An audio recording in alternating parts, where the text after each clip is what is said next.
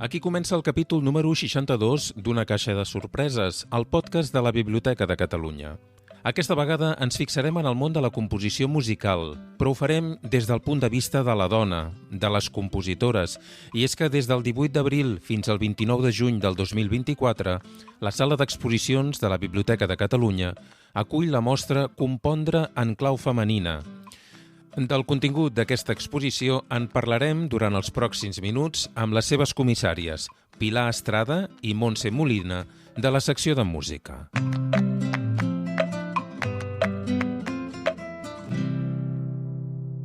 Una caixa de sorpreses, el podcast de la Biblioteca de Catalunya.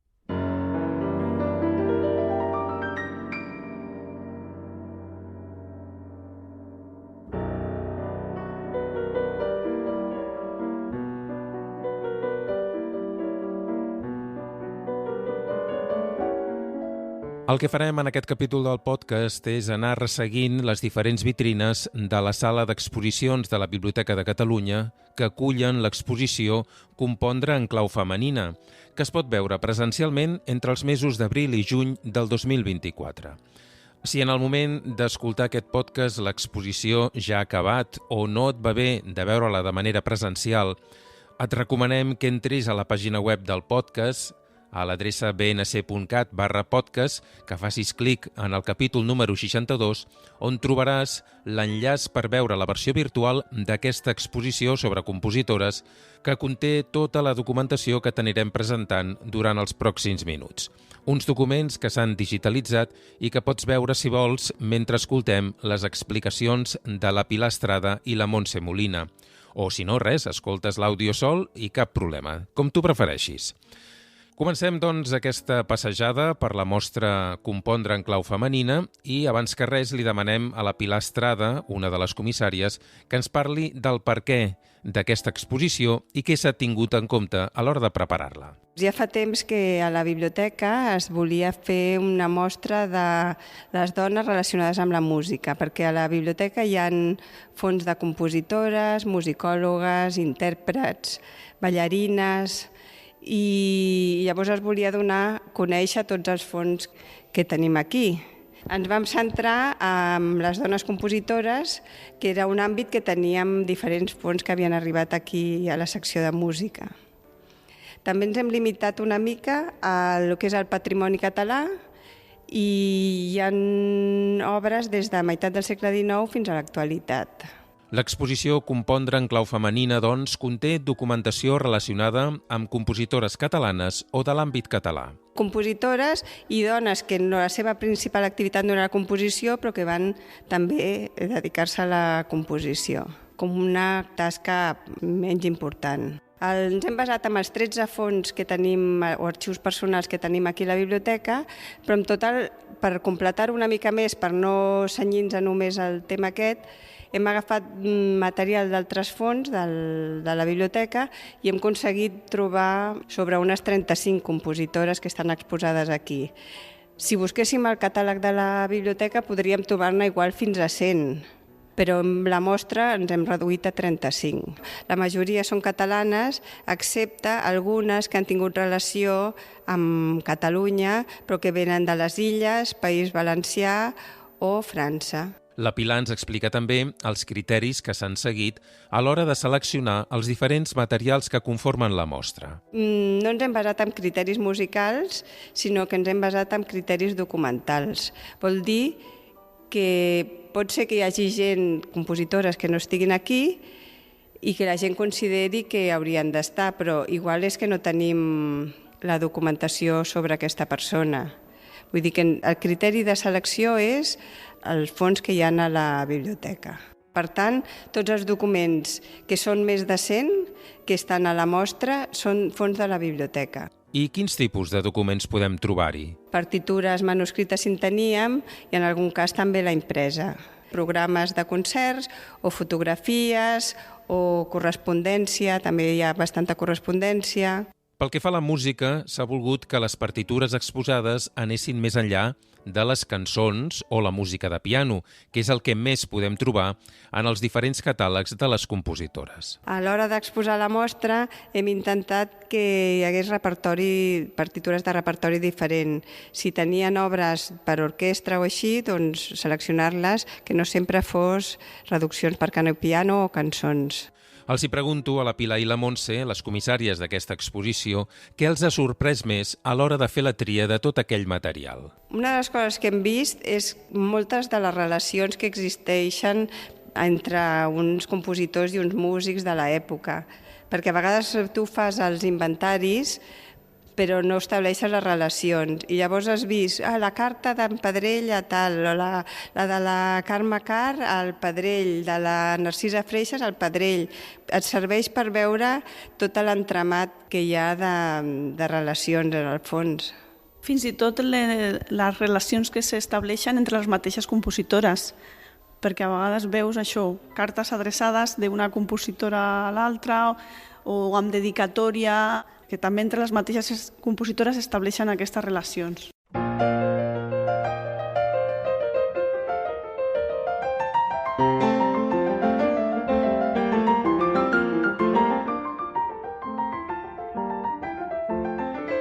La Pilar Estrada ens explica els àmbits en què es divideix aquesta exposició Compondre en clau femenina. La mostra s'ha dividit en 4 àmbits.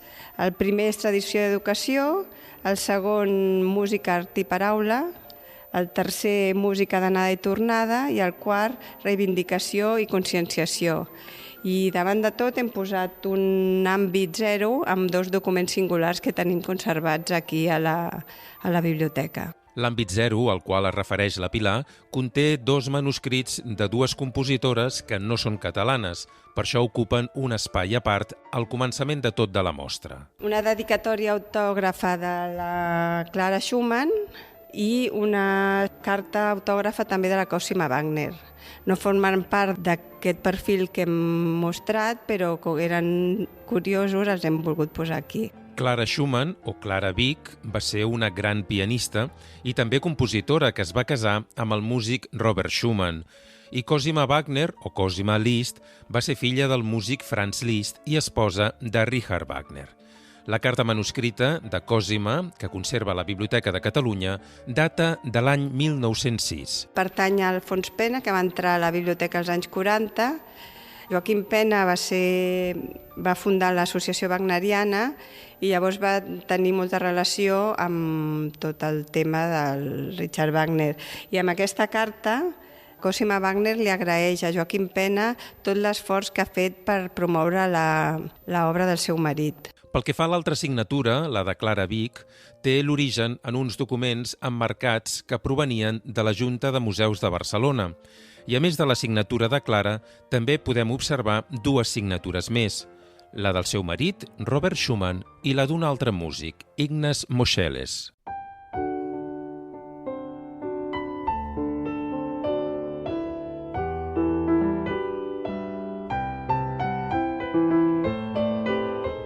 El contingut dels documents que podem trobar en els 4 àmbits que integren aquesta mostra Compondre en clau femenina els anirem comentant amb la Montse Molina, l'altra comissària. El primer àmbit porta per títol Tradició i educació. Trobem, per una banda, compositores que pertanyien a la noblesa i a la burgesia, a classes socials adinerades, i altres compositores que pertanyien a una classe social menys privilegiada. Per exemple, en el cas de la noblesa trobem a la Isabel Güell i a la Maria Lluïsa Güell, filles del comte de Güell, i en la burgesia trobem a la Lluïsa Casallemas. Després, la Ònia Farga, que pertany a les classes menys acomodades, era filla d'un sindicalista i llavors és el contrapunt de persones que tenien el poder adquisitiu suficient per tenir uns estudis musicals i que en aquella època les classes socials benestants consideraven la música, sobretot en l'educació femenina, com un punt favorable. I en canvi la Ònia Farga, les classes sindicalistes, les classes obreres, era a finals del segle XIX, inicis del XX, que començaven a donar-li molta importància a la formació. La primera compositora que hi trobem és Lluïsa Casagemas. Trobem aquí una fotografia seva. També trobem l'obra Schiava Regina, és una òpera, i la va compondre entre els 16 i 18 anys. Aquesta obra s'havia d'estrenar al Gran Teatre del Liceu el 1893, però va ser quan es va produir l'atemptat i llavors es va ajornar tot el que era la programació d'aquell any. De la mateixa Casagemas també tenim la partitura impresa Gentil Palleseta, que és una cançó.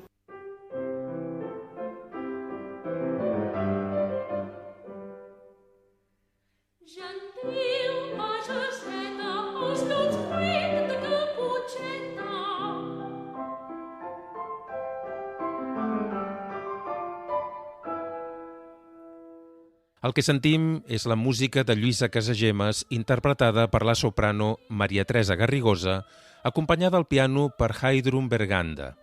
En aquest primer àmbit hi podem trobar també unes partitures manuscrites d'un minuet per a orgue i quintet de corda de la compositora Maria Lluïsa Güell. Aquí volíem ressaltar, per exemple, que això ho diem en el plafó d'inici de l'exposició, de que sovint aquestes dones s'amagaven darrere de pseudònims o del cognom del marit, i també hi havia una altra forma d'amagar que eren dones, i és posant només les inicials.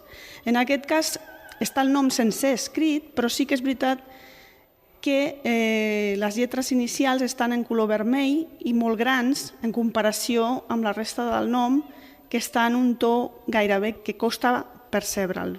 Una altra partitura de Maria Lluïsa Güell que trobem a l'exposició és una balada per a orgue i quartet de corda. El que crida l'atenció d'aquesta partitura impresa és que està editada a Londres, perquè la família Güell, temps abans de la República, va marxar a França. I també aquesta partitura editada a l'estranger ja mostra el poder adquisitiu que en tenien. També trobarem una partitura de la germana de Maria Lluïsa Güell, Isabel. Hem seleccionat aquesta partitura impresa del cant del sometent. La particularitat d'aquesta obra és que la lletra està feta per Sor Eulàlia Enciso, que era una religiosa del Reial Monestir de Pedralbes i que era cosina d'ambdues compositores.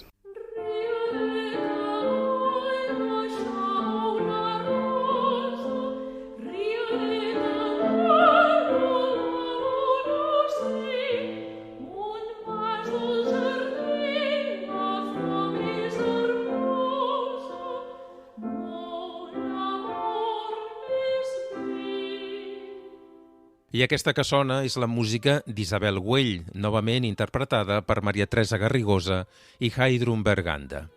La següent compositora que trobem en aquest àmbit és Ònia Farga. El seu pare era sindicalista i llavors és aquest moviment obrer que a finals del segle XIX i inicis del XX comencen a donar-li molta importància a la formació de les classes obreres. Hem seleccionat aquestes glosses sobre cançons populars catalanes, que són per a piano, i també una missa de rèquiem, una partitura manuscrita, que està dedicada a la seva mare. Li va fer quan va morir la seva mare el 1919. Ònia Farga, ja aquí comencem a veure que aquestes compositores sovint alternaven la tasca compositiva amb la tasca d'interpretació o concertística. I aquí veiem el programa d'un concert de la Ònia Farga al Palau de la Música Catalana el 1914. El següent grup de compositores tenen en comú ser filles de compositors. Trobem Maria de la Mercè Governa, filla de Robert Governa. Hem triat dues partitures, en una consta com a Mercè i en l'altra podem veure que posa Sagrari, perquè ella va professar com a religiosa i tots sabem que quan se professa com a religiosa se canvia el nom i llavors va adoptar el de Sagrari. Una altra compositora filla de músic, en aquest cas un talent per la música que malauradament va morir massa jove, amb només 23 anys. Bonanova Burgès Las Heras, que era filla del compositor Manuel Burgès, i d'ella, a més de la fotografia en la que podem veure el seu aspecte, hem triat dues obres, una manuscrita i una impresa, que demostren una mica la diversitat de gèneres que tocava. Per una banda trobem L'ànima de les flors, que és una cançó, i per altra The Sun, el sol, que és un charleston. Més compositores amb lligams familiars amb la composició i amb la música. Antònia Viscarri Cuyàs, per exemple, també és filla de compositor, però ve d'una saga de músics, cantants, pianistes, una mica de tot. Hem triat el himno a Cristo Trabajador, precisament perquè volíem mostrar també que per publicar aquestes obres també s'havia de demanar permís religiós, perquè la temàtica que sempre toca és religiosa. Hem triat aquesta obra i una carta on ella mateixa demana aquest permís a l'Església per poder publicar. Al llarg d'aquesta mostra de compositores que t'estem comentant en aquest capítol del podcast, no només hi surten noms del passat, també hi podem trobar compositores que encara són entre nosaltres. És el cas de Leonora Milà. També és una mica per tradició, el seu pare era músic, de fet havia tocat a l'orquestra de Pau Casals, però ella era una nena prodigi. Ha destacat sempre més com a pianista, concertista, però és veritat que també té composicions. De fet, té aquesta obra que hem seleccionat aquí, 16 composicions, és una partitura impresa que Leonora Milà va fer quan tenia 6 anys, i unes altres obres, Havaneres per a piano, i aquí la podem veure en una fotografia al Palau de la Música, tocant el piano perquè és la seva principal faceta.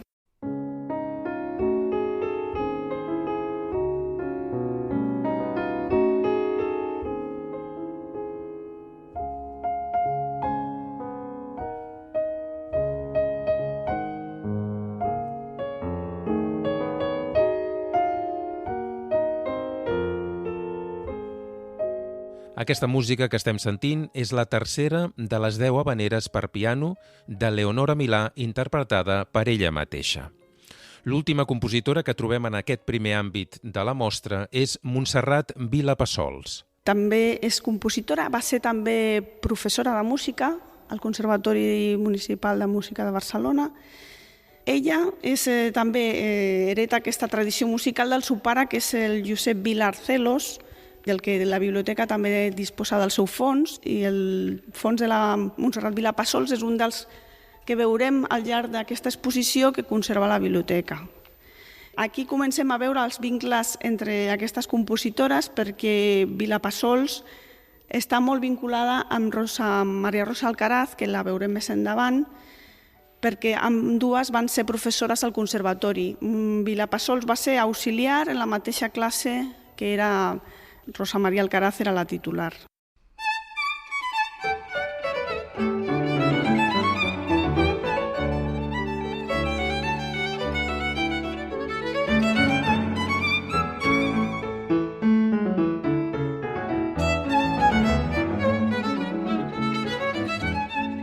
Continuem passejant per aquesta exposició organitzada per la secció de música de la Biblioteca de Catalunya amb material provinent del seu fons i ens situem ara en el segon àmbit.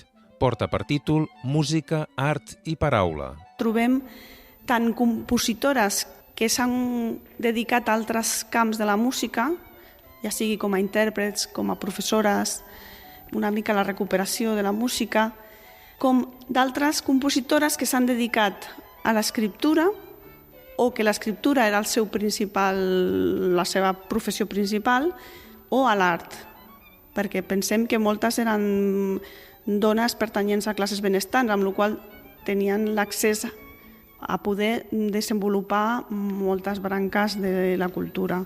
La primera compositora que trobem en aquesta segona part de l'exposició és Narcisa Freixas. A més de compositora, doncs, també va ser escultora i pintora. Aquí podem veure unes postals que li adreça a Felip Pedrell. Felip Pedrell era un musicòleg i compositor català que va ser mestre de molts compositors i de moltes de les compositores que hi ha aquí, i que veurem al llarg de l'exposició com trobem altra correspondència que també va adreçada a ell. De les partitures de la Narcisa Freixa, ella es dedicava molt també a la música infantil, perquè el tema pedagògic també li agradava molt.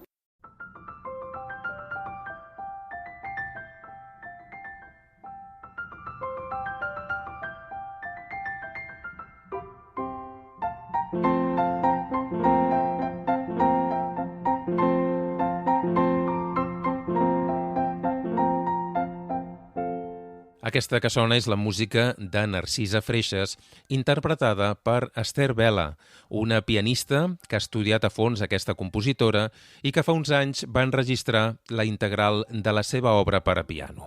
Continuem el recorregut pel segon àmbit de la mostra. Just al costat trobem a la Paquita Madriguera. Aquí podem veure una imatge seva de quan era una nena prodigi, com passava amb Leonora Milà, i hem triat la partitura Se fue el día de mi corazón i també la partitura impresa Tres romancillos, que aquesta té la particularitat de que està publicada als Estats Units. Paquita Madriguera i el seu germà van marxar als Estats Units. El seu germà va romandre allà als Estats Units tota la vida, però ella va marxar a Montevideo. I aquí hi ha una carta de Paquita Madriguera a Joan Junqueras, que era un pedagog català i que ja veurem que també la seva presència es fa notar al llarg de tota l'exposició.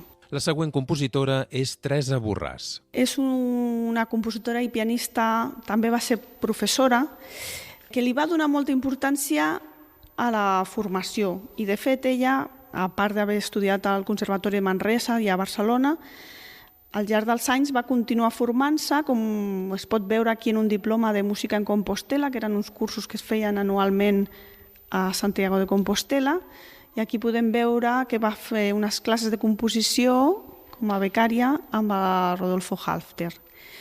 Teresa Borràs posa de relleu el tema de l'associacionisme i aquí veiem la seva identificació com a sòcia de la Societat General d'Autores d'Espanya, la SGAE, que és de l'any 1969.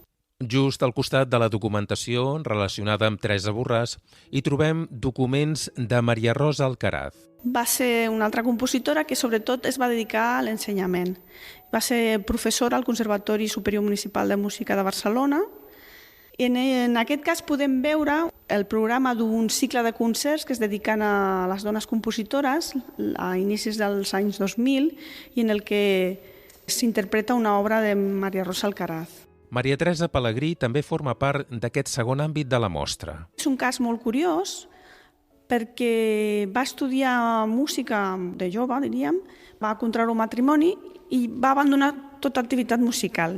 I 20 anys després de casar-se va reemprendre aquesta activitat, va estudiar música, de fet va tenir entre els seus mestres va estar el Josep Soler, que és el compositor que va donar el fons de la Teresa Pelegrí que tenim a la Biblioteca de Catalunya.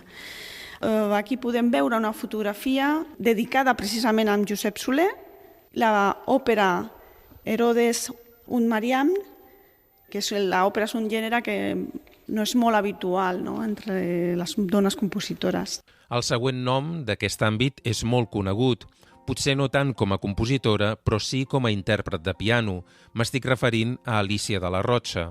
De la Rocha ha estat la nostra pianista més internacional, però també ens ha deixat una quarantena de composicions, la majoria per piano, però també va escriure cançons i algunes peces de música de cambra.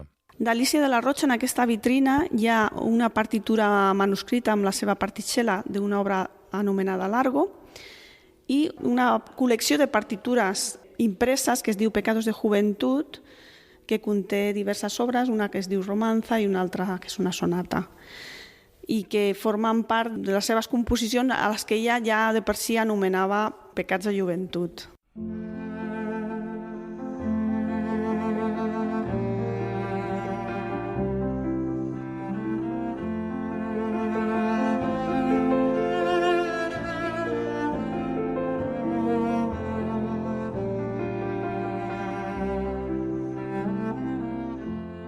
Aquesta peça que podem sentir és la Romança d'Alícia de la Rocha per a violoncel i piano, interpretada per Peter Schmidt, violoncel, i Marta Zabaleta, piano.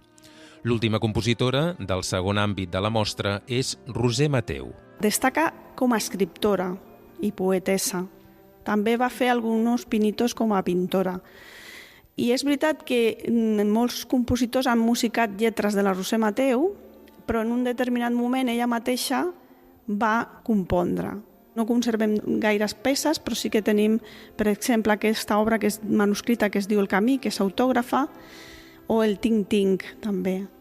Ella també, com hem dit, era escriptora i va fer algunes obres com aquesta de 4 dones catalanes, que curiosament hi dedica un capítol a una compositora que trobarem en el darrer àmbit, que es diu Palmira Giachetti.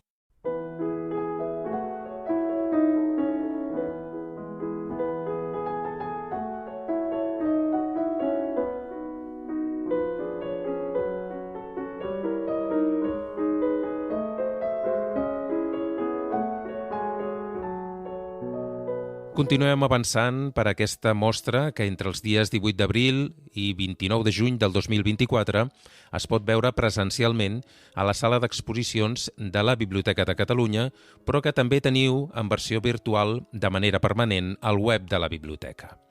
Arribem al tercer àmbit, que es titula Música d'anada i tornada. I aquí trobem tant compositores catalanes que van haver de marxar a l'estranger com altres molt relacionades amb l'ambient català o que eren de territoris propers, com per exemple França o el País Valencià o les Illes Balears. El primer nom que trobem és el de Conxita Badia, que, com en el cas d'Alícia de la Rocha, se la coneix molt més com a intèrpret, en aquest cas cantant, que no pas com a compositora. Conxita Badia, a l'inici de la Guerra Civil, va marxar a França, primer va marxar a França i després va anar cap a Amèrica del Sud, perquè el seu marit ja estava, el Ricard Agustí ja estava allí.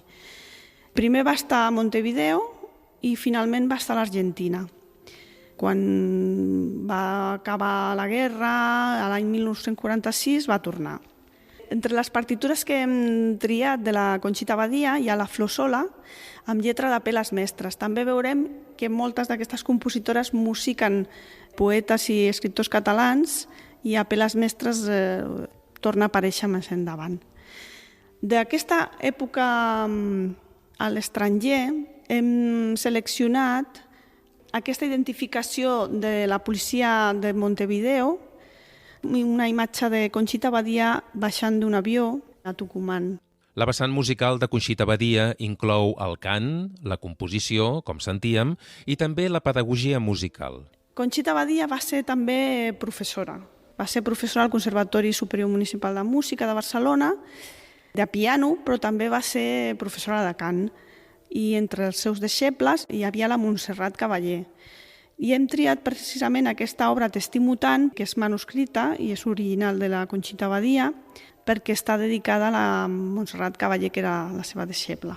Conxita Badia no és l'única compositora catalana que va passar uns anys de la seva vida a l'Argentina. Montserrat Capmany, igual que Conxita Badia, va viure a l'Argentina. Però a diferència d'ella no va marxar perquè s'exiliés ni per la guerra. Ella va marxar el 1909 amb la seva família per qüestions personals. Es va integrar molt en la cultura de l'Argentina, però tot i així van tornar a Barcelona al 1920, més o menys, a la dècada dels anys 20. Aquí tenim el manuscrit de l'obra Danza Índia, que Montserrat Capmany va voler que veiés Pau Casals. A Pau Casals li va agradar molt, tant que el 1929 la va interpretar junt amb l'orquestra Pau Casals al Palau de la Música. En aquest tercer àmbit és en el qual ens trobem algunes compositores que, tot i ser originàries de fora de Catalunya, van tenir una estreta relació amb el nostre país i fins i tot hi van viure uns quants anys. El primer exemple és el de Blanca Selva. Va néixer a França, tot i que els seus orígens són catalans perquè el seu pare ho era. Ella també toca una mica tot, compositora, pianista, pedagoga. Aquí podem veure un programa d'un concert que va fer a Barcelona, perquè durant els anys 20 ella va estar a la ciutat comtal. Veiem uns dibuixos, un retrat que li va fer Joaquim Renart, tenim correspondència adreçada a Joan Junqueras, i hem seleccionat l'obra manuscrita Cap al Tard, que té lletra precisament del Joan Junqueras i que està dedicada a Joan Macià. Joan Macià era compositor i també pedagog i està també vinculat a Montserrat Capmany. Va crear vincles molt importants aquí a Barcelona fins al punt de crear la seva pròpia acadèmia d'ensenyament. També va tenir una estreta relació amb l'Associació Obrera de Concerts, que era una entitat creada per Pau Casals amb un caire social, i en la que Blanca Selva va participar realitzant diverses conferències. De fet, aquí per l'exposició hem triat la que s'anomena Les malifetes de la poca educació musical. A la mostra hi trobem també documents relacionats amb dues compositores de les Illes Balears. Hem considerat interessant mostrar a Matilde Escalas i a Margarita Orfila. Ambdues van tenir relació amb Barcelona perquè, tot i néixer allà i tenir una primera educació musical a les Illes, ambdues van venir a Barcelona a acabar de formar-se. La diferència radica en que Matilde Escalas va tornar a les Illes i Margarita Orfila no, Margarita Orfila es va quedar allà.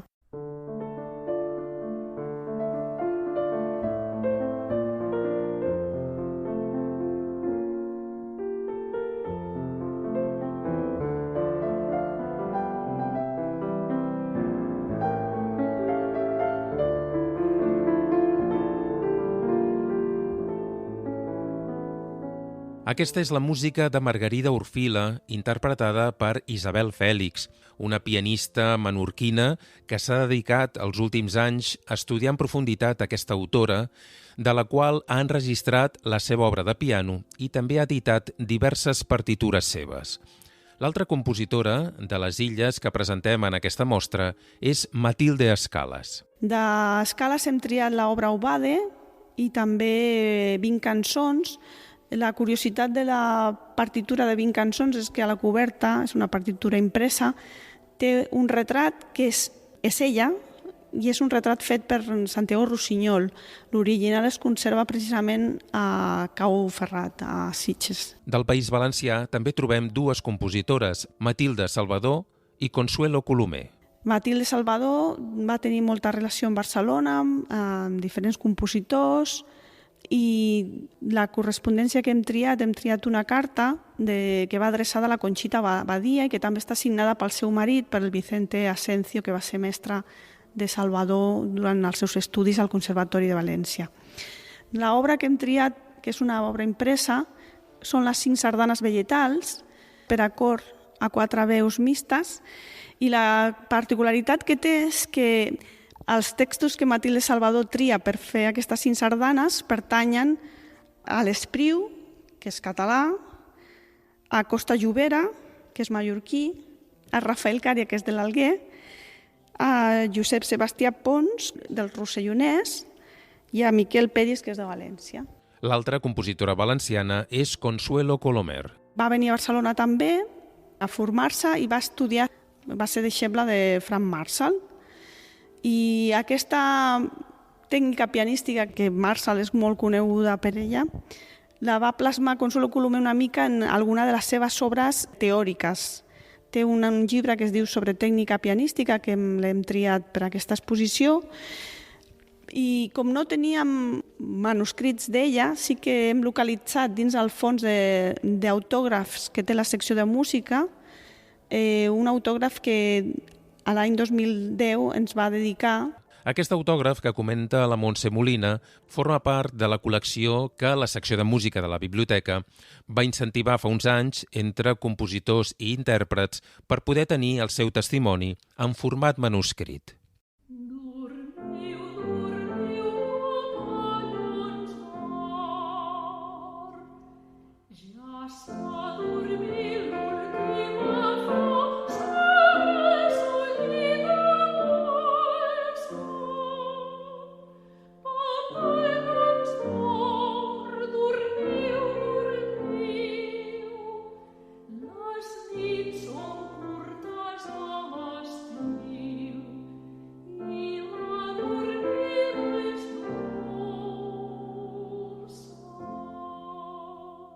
Arribem a l'últim àmbit de l'exposició Compondre en clau femenina, que comentem en aquest capítol d'Una caixa de sorpreses, el podcast de la Biblioteca de Catalunya. El quart i últim àmbit de l'exposició es diu Reivindicació i conscienciació, i aquí hem volgut aplegar una mica una sèrie d'aspectes diferents. Per una banda trobem l'Aurea Rosa Clavé, que era filla d'Ansel Clavé, compositor i director de coral. Ella també va ser compositora i també directora de cor. I trobem aquesta obra que es diu L'Agraïment, que és una partitura manuscrita que té text de Frederic Soler Pitarra Quina és la particularitat d'Aurea Rosa Clavé? Doncs que pertanyia a la lògia La Lealtat número 6 de la maçoneria de Barcelona, igual que Clotilde Cerdà i altres persones benestants.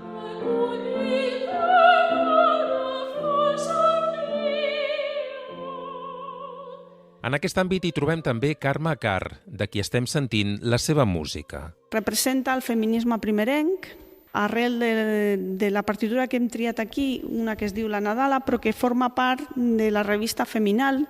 Carme Carr era una de les fundadores d'aquesta revista, era com un suplement del diari La Il·lustració catalana, i aquesta revista donava veu a les dones, no només en els textos, sinó també posant alguna partitura en el seu interior, incloent alguna partitura. En aquest cas, la partitura La Nadala és de l'any 1907. Continuem avançant pel quart àmbit de la mostra. Per la seva banda, Maria Carratalà també era compositora i pianista, sobretot és més coneguda com a pianista, però també tocava altres camps. Hem triat la seva partitura Reverie, que forma part també de la revista Feminal. Té també correspondència amb el mestre Pedrell. Som dones que van tenir també molta implicació política. Pensem que eren uns anys, als anys 30, convulsos, molt reivindicatius, i ella té aquesta obra que és un aplec, és un recull de textos de Maria Carratalà que es diu L'any segon de la guerra, i que són articles que es van publicar en el diari Meridià. Palmira Jaquetti és una altra compositora que trobaríem en aquesta part de l'exposició. A més de compositora, destaca sobretot perquè era etnomusicòloga i també era poeta, però sobretot destaca la seva faceta d'etnomusicòloga. Tenim aquí una imatge d'ella al campanile de Pisa, que és molt curiosa, i ella va fer molta música per a nens. Aquí trobem el recull de composicions que es diu Mis canciones, que tant la poesia com la música són de Palmira Jaquetti. Palmira Jaquetti va morir en un accident de trànsit i aquí tenim l'obra Peix d'Or, que pel que creiem deu ser de les darreres obres, si no la darrera, perquè està feta al 1963, uns mesos abans de que ella morís. I aquesta obra forma part del fons Joan Guinjoan, que per això a vegades ens arriben les obres no en el fons de la persona, perquè nosaltres tenim un petit fons Palmira Jaquetti, sinó per altres vies. La Montse Molina en parla d'una de les troballes, segons ella, de l'exposició, Conxita Prim. Aquí hem seleccionat dues obres que es diuen Frisances de maig i una altra que és una Ave Maria, però és una Ave Maria molt curiós perquè de subtítol té de litúrgia gitana i l'havíem triat per aquest aspecte, perquè normalment la Nia Gitana no apareix sovint a les exposicions ni té molt ressò a nivell cultural, diríem. I vam considerar que era dins d'aquest àmbit de reivindicació una mica estava bé incloure aquest aspecte. I a partir de l'exposició hem descobert que Conxita Prim era un personatge molt particular. Conxita Prim era filla de mare soltera, va néixer aquí al Raval. El seu nom real era Conxita Gras. I de petita van marxar a Mataró. A Mataró era un personatge molt conegut perquè a més havia estat professora de música de molta gent. Tenia una acadèmia i era una persona que s'escapava del típic academicisme i que era molt particular, tant la forma de vestir com d'actuar, com una persona avançada al seu temps i que se sortia de les normes. I llavors ha estat això, per això dic que ha estat la gran troballa de l'exposició, perquè hem apostat per algú que després s'ha descobert que era molt curiós. La següent compositora ja va ser objecte d'una petita mostra per part de la secció de música fa uns mesos. La Mercè Torrents fa un any o així vam fer una exposició ja dedicada completament a ella, però hem considerat que era bo tornar-la a recuperar i aquí la veiem en algunes imatges. Destaquem la seva participació també com a cantant a la Capella Clàssica Polifònica, que dirigia l'Enric Ribó. Hem triat algun enregistrament sonor perquè té diversos sobre poetes catalans, perquè ella reivindicava molt la llengua catalana.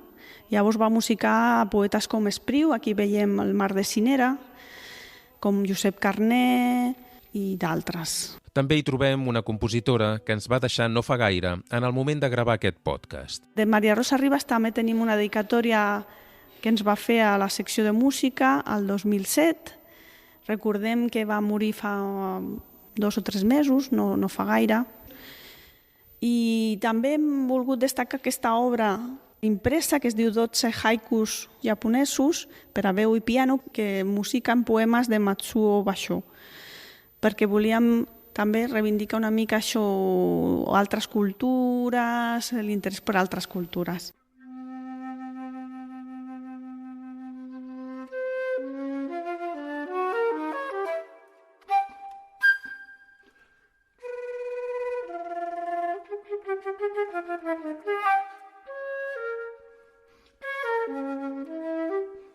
Aquesta que sona és la música de Maria Rosa Ribas.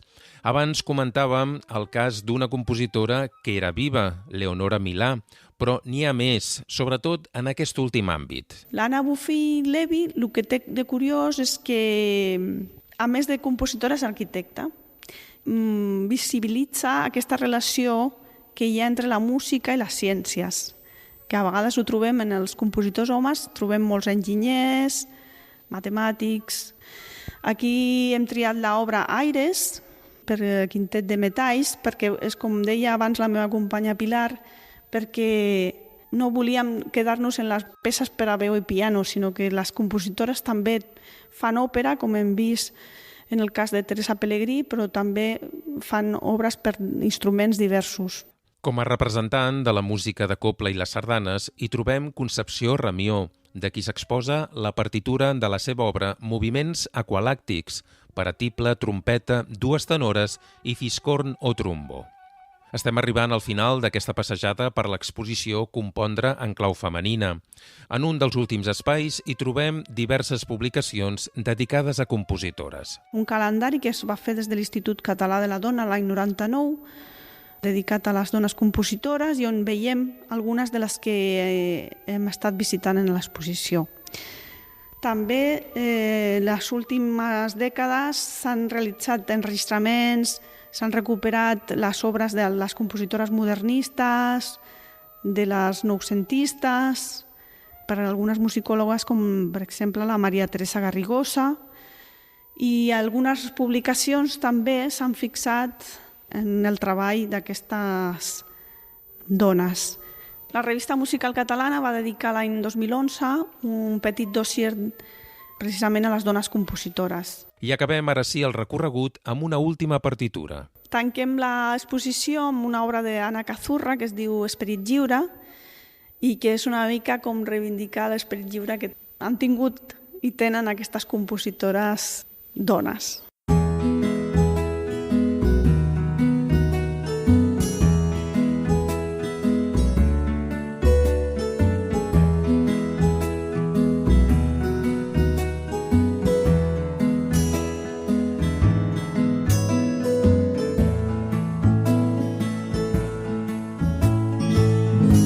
Fins aquí el capítol 62 d'Una caixa de sorpreses que hem dedicat a l'exposició Compondre en clau femenina, que es pot visitar entre el 18 d'abril i el 29 de juny del 2024 presencialment a la sala d'exposicions de la Biblioteca de Catalunya.